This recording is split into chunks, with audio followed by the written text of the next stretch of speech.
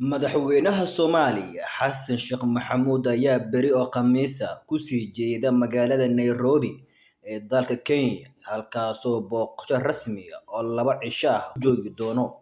Safarka ayaa ah kii afraad oo dibadda ah tan iyo markii madaxweynaha loo doortay 15-kii May. Madaxweynaha ayaa maalin kadib u buuxsamaysa 60 cisho oo xafiiska joogo, iyadoo dhowr iyo 10 cisho uu safaro dibadda ah ku maqnaa.